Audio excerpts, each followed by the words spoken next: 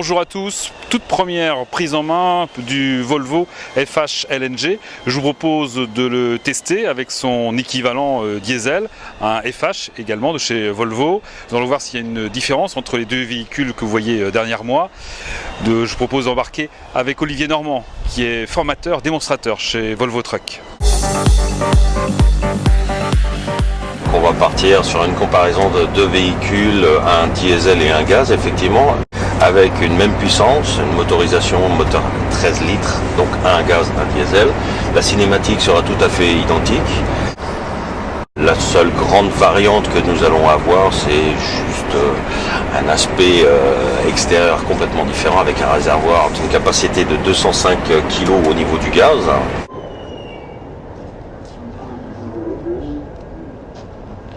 Les principaux risques qu'il y a au niveau du remplissage, c'est des risques de brûlure liés au froid, puisqu'on charge à des températures de moins 145 degrés.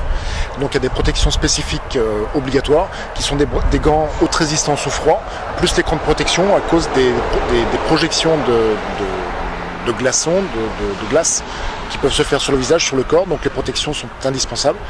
Écran, gants, manches longues, pantalon, chaussures fermées. Et si on est en chaussures ou en bottes, le pantalon par-dessus les bottes pour éviter que la glace tombe à l'intérieur des chaussures. Première manipulation, il valide sa carte pour pouvoir déclencher la pompe.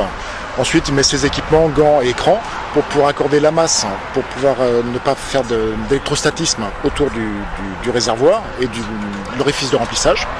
Il va nettoyer les bouchons de raccordement et le tuyau avec une soufflette pour éliminer les impuretés et l'humidité qu'il peut y avoir sur les appareils. Raccorder son tuyau d'alimentation et après suivre les indications qui lui sont données à la borne.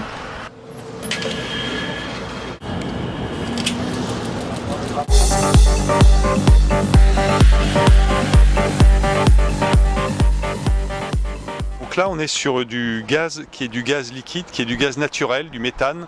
Et donc pour être liquide, il faut qu'il soit entre moins 130 et moins 160 degrés. C'est pas du GPL pour auto. Le GPL pour auto, il est liquide à température ambiante. Là, on est vraiment sur du gaz cryogénique. Et donc ce réservoir, c'est en fait une grosse bouteille thermos qui fait un peu moins de 500 litres pour 200 kg. Et on a deux parois, une paroi extérieure que vous voyez et une paroi intérieure. Entre les deux, on a 22 mm de vide. Et ces 22 mm de vide représentent à peu près l'isolation qu'on aurait avec 9 mètres de laine de verre. Donc une très très bonne isolation pour ce réservoir. Alors, quel bilan de cette prise en main? Le point avec Olivier Normand.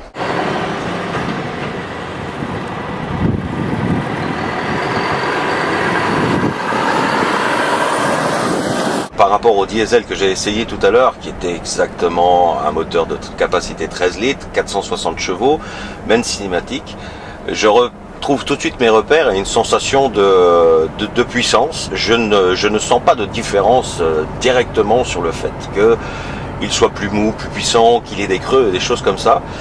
Et voilà, c'est ma première surprise. Ma première bonne surprise, c'est ça. Il est répondant même sur du bas régime. J'ai l'impression d'être dans un moteur diesel et pourtant j'avance tout aussi fort que si j'avais un diesel.